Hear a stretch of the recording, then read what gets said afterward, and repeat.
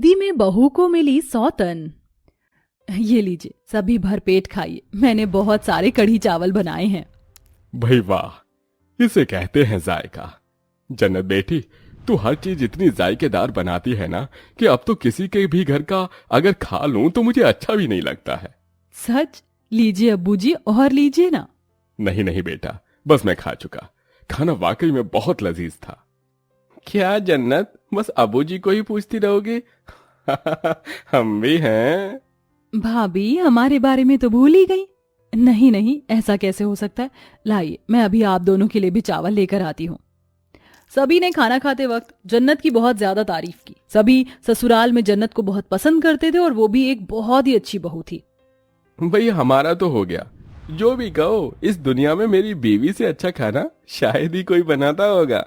हाँ भीना। अब्दुल ने भी जन्नत की बहुत तारीफ की। आज के दिन वो बहुत ज्यादा खुश थी। खुशी खुशी उसने घर के सारे काम निपटाए, सभी को चाय बनाकर दी और रात को अपने कमरे में। अजी जरा देखकर बताइए, अम्मी ने घर से मेरे लिए ये सोने की नोज रिंग भेजी है, कैसी है? हाँ, ठीक ही है। आप तो मेरी तरफ ध्यान ही नहीं दे रहे हैं, बस जब देखो इस फोन में ही लगे रहते हैं।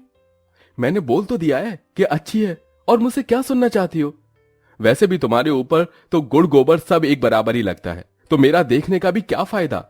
अब्दुल जी, मेरी तो समझ नहीं आता कि आपका आखिर असली रूप क्या है। एक पल में आप कुछ होते हैं और दूसरे में ही कुछ और। ये सब क्या है? तुम्हारी कहने का मतलब है कि मैं दोगला हूं? पता नहीं, शायद। जन्नत ऐसे बोलकर बिस्तर में लेट गई और रोने लगी। अब्दुल भी उसे देख रहा था। अब शुरू हो गए तुम्हारे यही ड्रामे। ठीक है, रो जब तक मन करे। अब्दुल कुछ ना कुछ जन्नत को ऐसे ही बोलता रहा, लेकिन वो कुछ नहीं बोली। जन्नत का रंग जरा सांवला था और वो दिखने में भी कुछ ज्यादा अच्छी नहीं थी। बस यही वजह थी जो अब्दुल पल में कैसा और पल में कैसा हो जाता था। वैसे जन्नत दिल की बड़ी ही साफ थी, इसीलिए उसके ससुराल में सभी उसे बहुत पसंद करते थे। ऐसे ही अगली सुबह। अरे जन्नत, तुम उठ गई? ये लो तुम्हारे लिए नाश्ता। मुझे कोई नाश्ता नहीं करना है। अभी भी मुझसे नाराज हो क्या? आप जाइए यहाँ से। क्या जन्नत, जो हुआ सो हुआ, उसे भूल जाओ ना। अब मैं आपका कौन सा रूप सच्चा मानूं? तुम बहुत सोचती हो। अच्छा, अगर मुझसे इतनी ही नाराजगी है तो लो, अपना गुस्सा उतार लो। लो, जितना मन करे उतना मुझे मार लो। आप पागल हो गए हैं। मुझसे ऐसा गुनाह मत करवाइए। मैं अब आपसे नाराज नहीं हूं। जन्नत ऐसे ही बहुत जल्दी अपना गुस्सा थूक देती है। ऐसे ही सिलसिला जारी था। अब्दुल एक नजर अपनी पत्नी को पसंद भी करता था तो वहीं उसे नापसंद भी करता था, और इसी नापसंद के चक्कर में अब्दुल का एक लड़की से चक्कर भी चल रहा था। ऐसे ही अब ईद आने वाली थी। सुनो अलीना, मेरा ना तुमसे मिलने का बहुत ज्यादा मन हो रहा है। ये तुम क्या बोल रहे हो अब्दुल? मेरा भी तुमसे मिलने का मन है, लेकिन ऐसे रमजान में मैं तुमसे मिलने नहीं आ सकती हूँ। वैसे भी अब ईद की तैयारियां हो रही हैं। अगर किसी रिश्तेदार ने मुझे बाहर देख लिया और अम्मी अब्बू को बता दिया तो मेरा क्या हाल होगा? मैं समझ सकता हूँ। अच्छा तो चलो, अपना कोई फोटो ही मुझे दे दो। इस वक्त? अच्छा, देती हूँ, लेकिन उससे पहले मेरे प्यारे अब्दुल जी, मुझे ये तो बताइए कि आप मुझे ईदी में क्या देने वाले हैं? बहुत कुछ स्पेशल। लेकिन क्या? वो तुम्हें ईद के दिन ही पता चलेगा। अच्छा चलो, लगता है कि कोई आ रहा है, मैं तुमसे बाद में बात करूंगा। अपना ख्याल रखना। अब्दुल ने अलीना से बात करके फोन काट दिया। उसी वक्त वहां जन्नत आ गई। अजी, आपकी बात पूरी नहीं हुई है। नीचे सभी ईद की तैयारियों का मशवरा कर रहे हैं। आपको भी नीचे चलना चाहिए। मैं जाकर क्या करूंगा? अम्मी अब्बू है तो सही। कब तक सब कुछ अम्मी अब्बू पर ही छोड़ेंगे? अच्छा बताइए, आपने मेरी ईदी का क्या सोचा है? तुम्हारी ईदी? वो तो मैंने बहुत पहले ही सोची हुई है। बहुत स्पेशल है, सबसे अलग। ऐसा क्या? अच्छा, तो वो क्या है? वो मैं तुम्हें अभी नहीं बताऊंगा।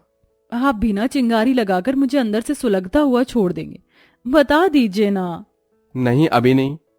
अच्छा ठीक है, मत बताइए, मुझे ईद का इंतजार रहेगा। जन्नत खुश होते हुए नीचे चली आई। नीचे उसकी सास, ननद, ससुर सभी ईद की ही तैयारियों की बातें कर रहे थे। भाभी, आप मुझे ईदी में क्या दोगी? मैं? जो आप मांगो। हाय, मेरी भाभी कितनी भोली हैं। भाभी, आपने तो पहले ही परिवार को इतनी खुशियां दी हुई हैं कि बस आपसे क्या ही मांगा जाए। सही कहा, ऐसा लगता है कि अल्लाह मेरे किसी काम से बड़ा ही खुश हुआ जो मुझे तेरे जैसी बहू मिली है। आप भी ना अम्मी। अरे जन्नत बेटा, मुझसे तुझे ईदी में क्या चाहिए? कुछ नहीं अब्बू जी, बस आप ऐसे ही खुश और मुस्कुराते रहिए। आपकी दुआएं मिल जाएं वही काफी है। मेरी दुआएं तो हमेशा ही तुम्हारे साथ है, लेकिन ईदी तो बच्चों का हक है। जल्दी बताओ क्या लोगी? जो आपकी मर्जी अब्बू। तू नहीं बताएगी? चल कोई नहीं, मैं खुद ही तुझे कुछ अच्छा ला कर दूंगा।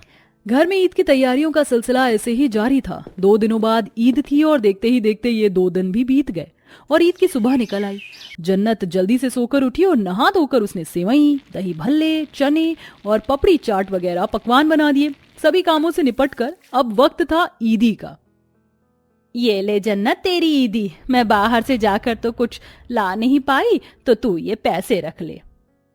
अम्मी, इतने सारे देने की क्या जरूरत है, आप इसमें से आधे मुझे दे दीजिए।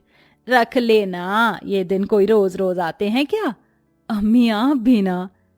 ये अब्दुल कहाँ है, इसने तुझे ईदी दी कि नहीं? वो अभी ईदगाह गए हुए हैं, अभी तक तो कुछ नहीं। शायद आ गए। जन्नत ने खुश होकर दरवाजा खोला, लेकिन दरवाजा खोलते ही उसके होश उड़ गए। दरवाजे पर अब्दुल के साथ एक और लड़की खड़ी हुई थी, जिसने उसके नाम की चुन्नी ओढ़ रखी थी। अब्दुल जी! सरप्राइज! ये है तुम्हारा ईद का तोहफा। सभी घर में हैरान रह गए और अब्दुल को आंखें फाड़ फाड़ कर देखने लगे। तेरा दिमाग तो ठीक है? मेरा दिमाग तो बिल्कुल ठीक है अम्मी। मैं कब तक अपनी पसंद से अलग रहता? शादी के पहले मैंने आपसे कितनी मिन्नतें की थी कि मुझे अलीना से शादी करनी है, लेकिन आपने मेरी एक नहीं सुनी। तो अब मैं क्या कर सकता था? मैंने अलीना को वादा किया था कि ईद पर मैं उसे अपनी दुल्हन बनाऊंगा, यही उसका ईद का तोहफा होगा, तो मैंने वो किया। और आप ईदी में मेरी सौतन ले आए। अरे नालायक, आज तूने ऐसा काम किया है कि मेरा तुझे जान से मारने का मन हो रहा है। जा दफा हो जा यहाँ से। तुझे क्या लगता है बेटा कि तेरी इस गलती को माफ कर देंगे? तूने हमारा दिल दुखाया है। जा अपनी पत्नी को लेकर दफा हो जा यहाँ से, समझा? और आइंदा मुझे अपनी शक्ल मत दिखाना। माँ, भगाना है तो आप जन्नत को भगाइए, अपने ही बेटे को क्यों घर से निकाल रही हैं? जन्नत कहीं नहीं जाएगी, वो बस तेरी पत्नी नहीं हमारी बच्ची भी है, समझा? घर वालों ने जन्नत का ही साथ दिया और अब्दुल को घर से निकाल दिया। अब्दुल अपनी दूसरी पत्नी को लेकर घर से दूर चला आया। वहीं घर में सभी की ईद मिट्टी हो गई। अम्मी, मेरा सब कुछ छिन गया। अम्मी चुप हो जा मेरी बच्ची, रो मत। कुछ नहीं छिना है, सब कुछ है तेरे पास, हम हैं यहाँ तेरे लिए। सभी ने मिलकर किसी तरह जन्नत को संभाला, लेकिन दिल से तो सभी दुखी ही थे। आखिर घर के इकलौते बेटे को जो घर से निकाला था।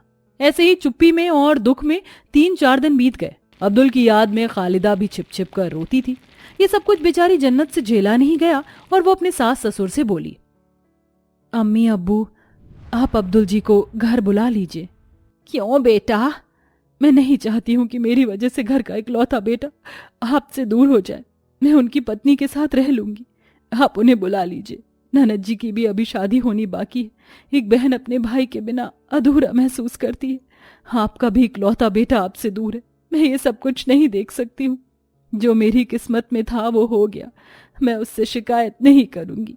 आप अब्दुल जी को वापस बुला लीजिए। जन्नत की बात सुनकर खालिदा ने उसे सीने से लगा लिया। तेरे जैसी कोई दूसरी मिलनी नामुमकिन है बेटा। दोनों सास बहू एक दूसरे से लिपट कर काफी रोईं। किसी तरह पता निकालकर जन्नत का ससुर अब्दुल और अलीना को घर लाया। जन्नत ने अपनी सौतन को अपना लिया था। अलीना का स्वभाव भी अच्छा था, तो वो दोनों काफी जल्दी घुल मिल गई और अब सब कुछ ठीक हो चुका था।